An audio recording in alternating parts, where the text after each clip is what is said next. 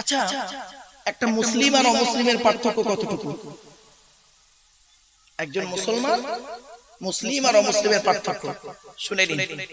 অ্যাপোস্ট্রফিস S, কি বললাম? অ্যাপোস্ট্রফিস S. উদাহরণটা দিচ্ছি। অমুসলিম ছেলেটার বিশ্বাস হলো everything is god, everything is god, প্রত্যেক বস্তু হলো খোদা। তাই তাদের মতে চন্দ্র খোদা, সূর্য খোদা, গঙ্গা খোদা, বড় বৃক্ষ খোদা, কোন প্রাণী খোদা। সেই হিসেবে তারা পুজো অর্চনা আরাধনা উপাসনা করে।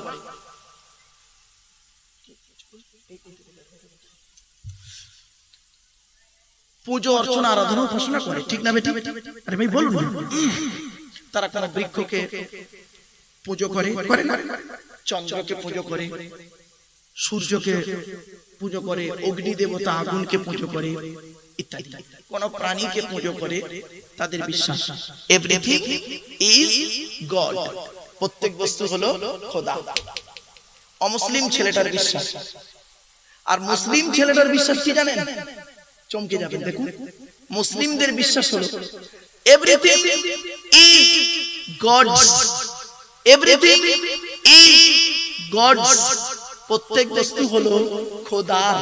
চন্দ্র খোদা, সূর্য খোদা, গঙ্গা খোদা, তুমি খোদা, আমি খোদা, কুল হুয়াল্লাহু আহাদ। সুবহানাল্লাহ। হলো? এবার আসছি ইহুদিদের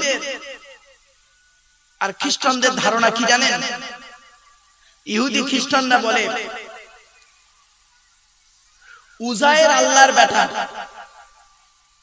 অকালাতিল ইয়াহুদু উজাইরু ইবনুল্লাহ, সূরা তাওবা 30 নম্বর আয়াতে ইহুদিরা বলতো উজায়ের হলো আল্লাহর বেটা। আর খ্রিস্টানরা নাসারারা বলে অকালাতিন নাসারাল মাসীহ ইবনুল্লাহ। খ্রিস্টানরা হলো, নাসারারা হলো, তাদের ইচ্ছা, তাদের ধারণা ঈসা হলো আল্লাহর বেটা। আল্লাহ নবী বলেছেন লাম ইয়ালিদ ওয়া লাম ইউলাদ, আল্লাহ কাউকে জন্ম দেয়নি, আল্লাহ কেউ জন্ম দেয়নি। বাস। তাহলে দ্বিতীয় গেল, তৃতীয় গেল।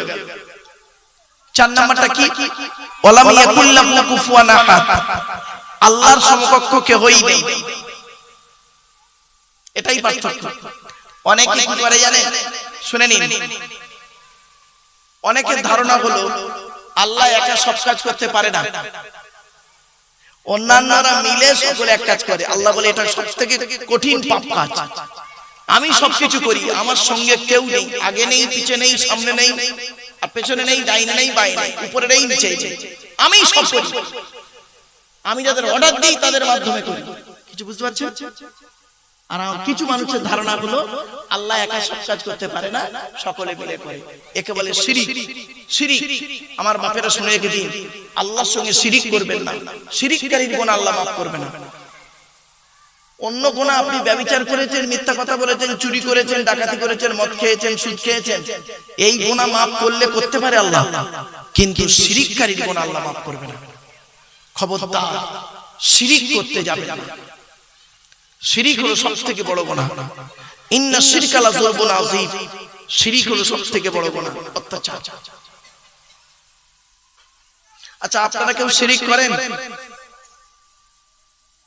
আল্লাহর সঙ্গে কাউকে শরীক করেন? শিরক কাকে বলে? কোন ব্যক্তি বা বস্তুকে আল্লাহর সঙ্গে তুলনা করা। আমার ভাষা বুঝতে পারছেন? শিরক কাকে বলে? কোন ব্যক্তি বা বস্তুকে আল্লাহর সঙ্গে তুলনা করা।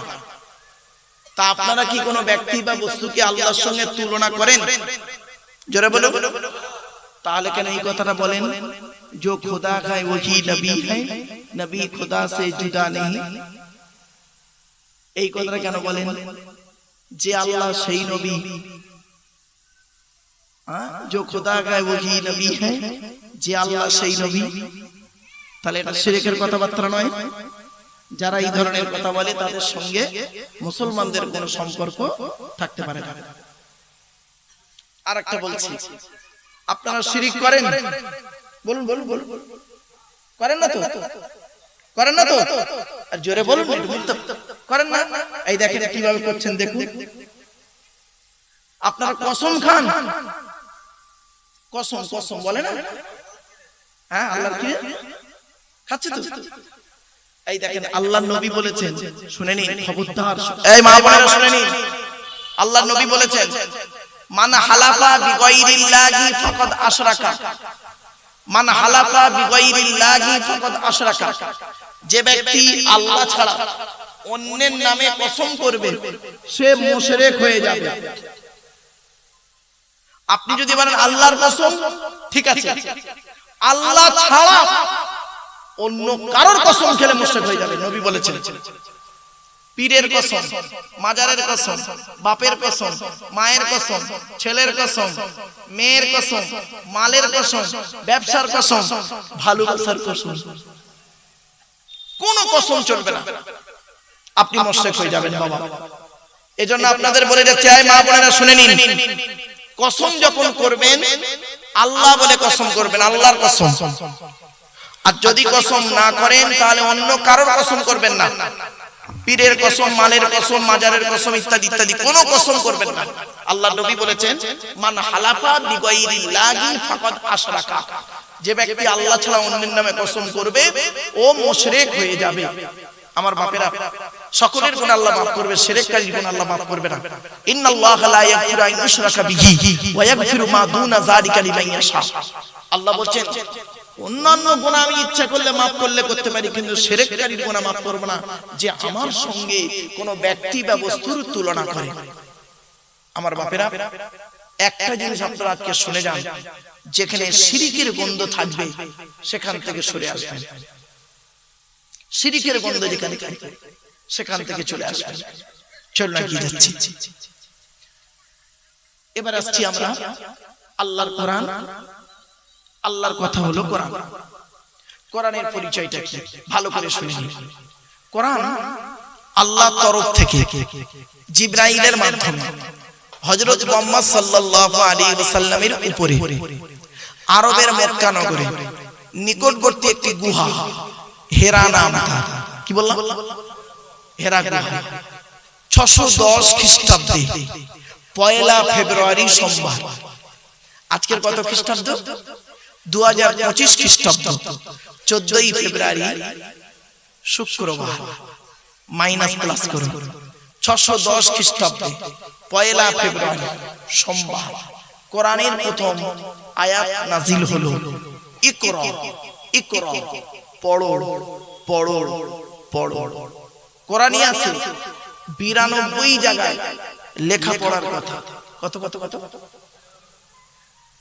82 জায়গায়, বিভিন্ন দিক থেকে 82 জায়গায় বলা হয়েছে নামাজের কথা। তাহলে কোন সংখ্যাটা বেশি, 82 না 92? তাহলে লেখাপড়ায় পিছিয়ে কেন? আল্লাহ নবী বলেছেন, উতলুবুল ইলমা মিনাল মাহদি ইলাল্লাহ। এই মা বোনেরা শুনে নিন, আল্লাহ নবী বলেছেন, দোলনা থেকে নিয়ে কবর পর্যন্ত লেখাপড়া শেখো, শেখার কোনো শেষ নেই। আপনারা এখানে বসেছেন কিছু শিখতে, আসুন, আর আমি এখানে বসেছি কিছু শিখতে। শুনে নিন, আরেকটা কথা আপনাদের বলি, শিক্ষা শুধু শিক্ষক দেয় না, শিক্ষা শুধু শিক্ষক দেয় না, পরিবেশ থেকেও অনেক শিক্ষা নেওয়া হয়, ঠিক না বেঠিক? শিক্ষক যে শিক্ষাটা দেয় ওটা হলো পুস্তক ভিত্তিক শিক্ষা। কি বললাম? পুস্তক ভিত্তিক শিক্ষা। আর পরিবেশ থেকে যে শিক্ষাটা পাবেন মারাত্মক শিক্ষা, মারাত্মক শিক্ষা। বাপ মরে গেছে, বাপ মরে গেছে, দেখবেন শিক্ষা কাকে বলে? বাপ মরে গেছে, চাচার বাড়িতে 5 বছর থেকে দেখবেন। মা মরে গেছে, খালার বাড়িতে 5 বছর থেকে দেখবেন।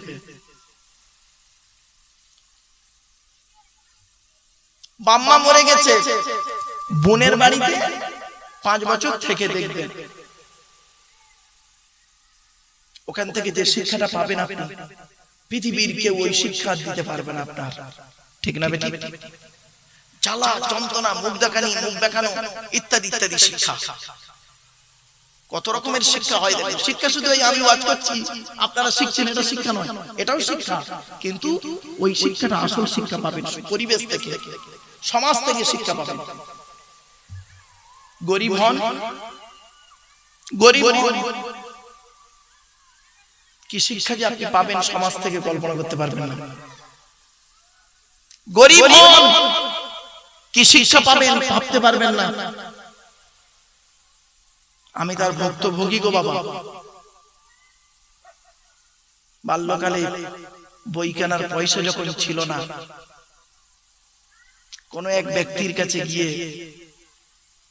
বইয়ের যখন কথা বলা হলো, সে মানুষটা বলেছিল লেখাপড়া করে চাকরি পাবি, মেটিয়াপুরে যে দর্জির কাজ করতে পারিস না, মেটিয়াপুরে জানেন তো দর্জির কাজ হয়, মেটিয়াপুরে যে দর্জির কাজ করতে পারিস না, লেখাপড়া করে চাকরি পাবি। 2000 সালে যখন আমি ওয়াজ করছি, সেই লোকটা সামনে বসে আছে, সামনে বসে আছে।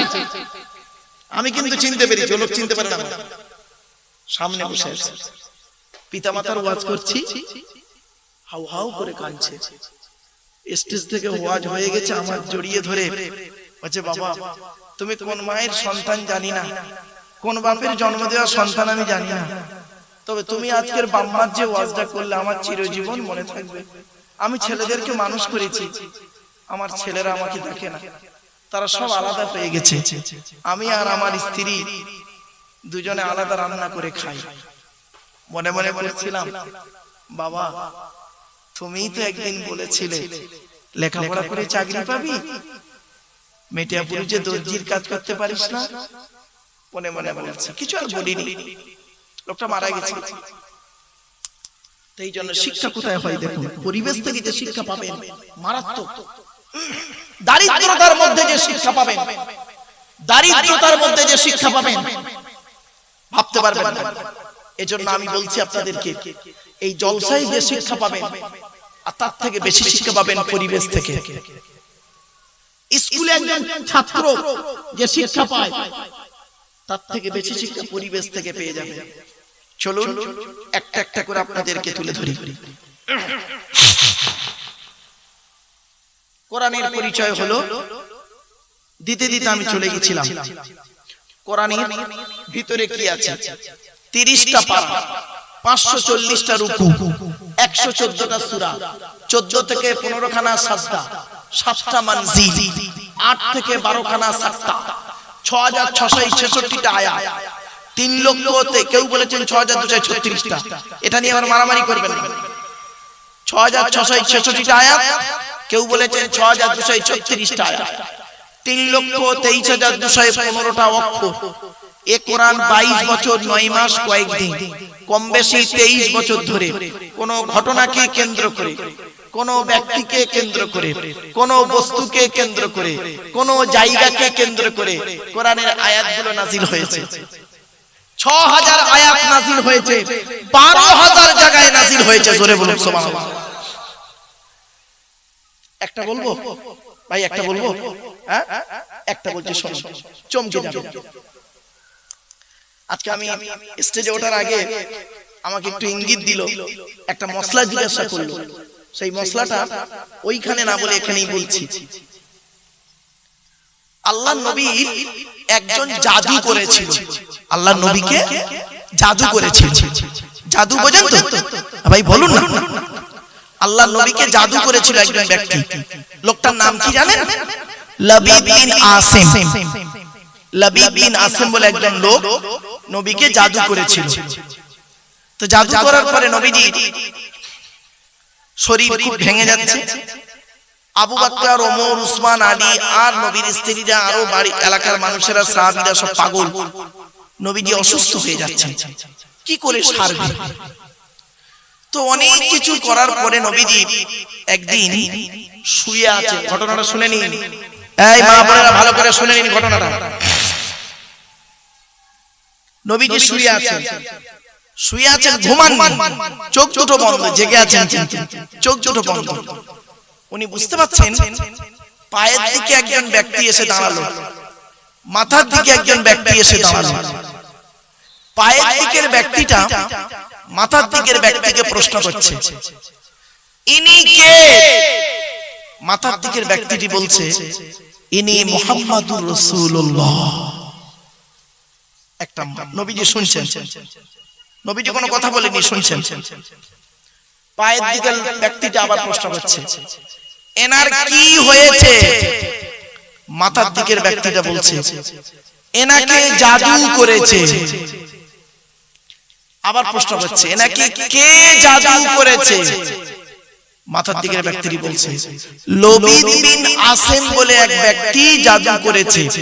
এনার মাথার চুল নিয়ে চিরুনি ভাঙা, হাড় ভাঙা, এইসব নিয়ে বনি জারিকের কুয়ায় ওনার চুলের ভিতরে 11টা গেরো বেঁধেছে।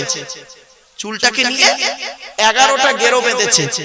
বনি জারিকের কুয়ায় পাথর চাপা দিয়ে রাখা আছে, এই জন্য ওনার শরীর খারাপ। পায়ের দিকের ব্যক্তিরা জিজ্ঞেস করছে, কি করে সারবে? বলছে, ওই চুলটা তুলতে হবে। তুলে কোরআনের দুটো সূরা আছে, কুল আউযু বিরাব্বিল ফালাক, কুল আউযু বিরাব্বিন নাস। এই দুটো সূরাতে 11টা আয়াত আছে। একটা করে আয়াত পড়বে আর চুলের গেরো খুলবে। এই 11টা আয়াত পড়া হয়ে যাবে দুটো সূরাতে, আর গেরো 11টা খোলা হয়ে যাবে। আল্লাহ চায় ওনার শরীর ভালো হয়ে যাবে। বলি এই মা বোন আসতে, মা আসতে, মা আরে মা, যেদিন মরে যাব সেদিন বুঝবে রে মানুষটা এই ওয়াজটা করেছিল। বলছে, বলি অমনি দুজনেই হাওয়া। নবীজি চোখটা খুলে আর দেখতে পাচ্ছে না কাউকে। নবীজি উঠেছেন, উঠে বাইরে গিয়ে বলছে, ও আবু বকর, ওমর, উসমান, আলী, এসো এসো এসো, তোমরা আমার রোগের ওষুধ খুঁজছিলে না? বলছে, হ্যাঁ, কয়েকদিন আপনি অসুস্থ। বলছে, আমার আল্লাহ আমার রোগের ওষুধ বলে দিয়েছে। বলছে, কিরকম ভাবে? বলছে, শোনো, বনি জারিকের কুয়া কোথায় গো? বনি জারিকের কুয়ায় লবিদ বিন আসেম আমার মাথার চুল নিয়ে 11টা গেরো বেঁধে আর পাথর চাপা দিয়ে রেখে দিয়েছে। কোরআনের দুটো সূরা আছে, কুল আউযু বিরাব্বিল ফালাক, কুল আউযু বিরাব্বিন নাস। এই দুটো সূরাতে 11টা আয়াত আছে। একটা করে আয়াত পড়বে, একটা করে চুলের গিরো খুলবে। আল্লাহর রহমতে আমার শরীর ভালো হয়ে যাবে। বাস, কে এখন যাবে? হযরত আলী রাদিয়াল্লাহু তাআলা আরো 3 জন সাহাবীকে নিয়ে উনি গেলেন বনি জারিকের কুয়ায়। গিয়ে সেখান থেকে উনি করলেন কি, ওই চুলটাকে উদ্ধার করে আনলেন। শুনেনি, চুলটাকে উদ্ধার করে আনলেন। আনার পরে হযরত আলী রাদিয়াল্লাহু তাআলা আনহু পড়ছেন। মা বোনেরা শুনেনি, বিসমিল্লাহির রাহমানির রাহিম।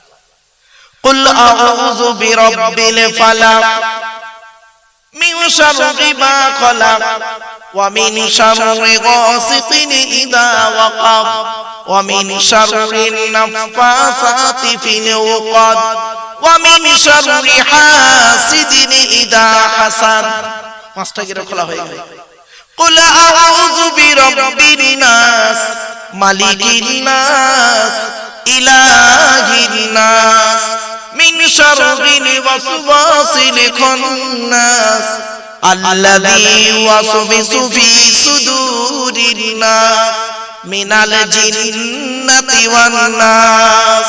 11টা গেরো পড়া হয়ে 11টা আয়াত পড়া হয়ে গেল। চুলের 11টা গেরো খোলা হয়ে গেল। আমার রাসূলুল্লাহ আল্লাহর হুকুমে সুস্থ হয়ে উঠে দাঁড়ালেন। আচ্ছা, এটা যে পড়লাম, আপনারা শুনলেন ঘটনাটা, সুবহানাল্লাহ বললেন, লাভ কি হলো? কি লাভ হলো শুনে নিন। এবার কি বলছেন আল্লাহর নবী? আল্লাহর নবী বললেন, ও আমার উম্মতেরা শুনে নাও, তোমাদের বাড়ির মধ্যে যদি কোনো ব্যক্তি, কোনো নারী বা কোনো পুরুষ এই কুল আউযু বিরাব্বিল ফালাক 7 বার যদি পড়ে, কুল আউযু বিরাব্বিন নাস যদি 7 বার পড়ে, এই দুটো সূরা যদি 7 বার করে পড়ে, যদি কোনো ব্যক্তির গায়ে ফুঁক দেওয়া হয়, নারী পুরুষ ছেলে মেয়ে নাতি নাতনি দাদু স্বামী স্ত্রী যদি গায়ে ফুঁক দেওয়া হয়, ওই বাড়িতে জিন ভূত পরি জাদু বানটোনা কিছুই লাগবে না। জান আজ বাড়ি থেকে প্র্যাকটিক্যাল করবেন। আর আপনি এই সব না করে কি করেন? আপনি আমার কাছে এসেছেন তাবিজ নিতে, ঠিক না বেটি? আপনি আমার কাছে এসেছেন তাবিজ নিতে, বাচ্চার তাবিজ দেন হুজুর। তা আমি ওই দুটো সূরাই লিখে দেবো আর আউযু বিকালিমাতিন তাম্মা লিখে দেবো, দিয়ে বলবো দাও 5000 টাকা। শুনতে খারাপ লাগলো না? অতি বাস্তব কথাটাই বললাম, একদম বাস্তব কথাটা বললাম। এখন এইটা বলার পরে বাবা অনেক যে সমস্ত ভাইরা তাবিজ করে তারা তো আমার উপর গোষ্ঠী উদ্ধার করে দেবে আমি জানি, কিন্তু কিছু করার নেই। আমি এখন পর্যন্ত কোনো হাদিস পাইনি বাবা। কেউ যদি পেয়ে থাকেন, আমি অন ক্যামেরাতে বলছি, এই ইউটিউবাররা আছে, পৃথিবীর কোন আলেম যদি আমাকে একটা হাদিস একটু শোনাতে পারেন, আমার তো জ্ঞান কম, লেখাপড়া তেমন নেই বাবা, তো যদি কোনো আলেম বা কোনো বক্তা, কোনো মাওলানা সাহেব একটা হাদিস অন্তত সহি হাদিস বলতে পারেন যে আল্লাহর নবীর জামানায় সাহাবীরা এসে কোন এক সাহাবী নবীকে বলেছেন, ইয়া রাসূলুল্লাহ, আমার ঘরটা জিনের খুব উৎপাত, আপনি এসে আমার চার কোণে চারটে 20 ফুট রড পুঁতে দেন, দিয়ে আজান দিয়ে রড গুলো পুঁতে দেন, আর দিয়ে আপনি আমার ঘরটা বন্ধ করে দেন। আল্লাহ রাসূল জীবনে একটা হাদিস যদি আপনারা আমার দেখাতে পারেন, ইনশাআল্লাহ আমি সেই দিন থেকে সমাজের মানুষের কাছে বলবো, আমিও সাপোর্ট করে বলবো যে আপনারা প্রত্যেকের ঘরগুলো সব বন্ধ করে নিন। জিন এত পরিমাণ ঢুকে পড়েছে আপনাদের ভেতরে, মানে রাস্তা নেই, মানে হরদম ঢুকে পড়েছে। পালাবার জন্য ওই চার কোণে চারটে আজান দেবেন আর 20 ফুট রড পুঁতে দেবেন, জিন চলে যাবে। বাবা আমি তো কোনো হাদিস পাইনি, যদি কেউ পেয়ে থাকেন আমাকে বলবেন, আমি শিখে নেব। কোনদিন আমি পাইনি, তা পাবেন বলে মনে হয় না। কি জানেন, আল্লাহ যদি পায়, কোন আলেম যদি পেয়ে থাকেন আমাকে বলবেন। এই সমাজের কাছে এই পোস্টটি আমি ছুড়ে গেলাম। একটা হাদিস, আল্লাহ নবী ঘর বন্ধ করেছেন সাহাবীদেরকে নিয়ে, ওই রড পুঁতে দিয়ে আজান দিয়ে ঘর বন্ধ করে দিয়েছে। বাপেরা রাগ করবেন না বাবা,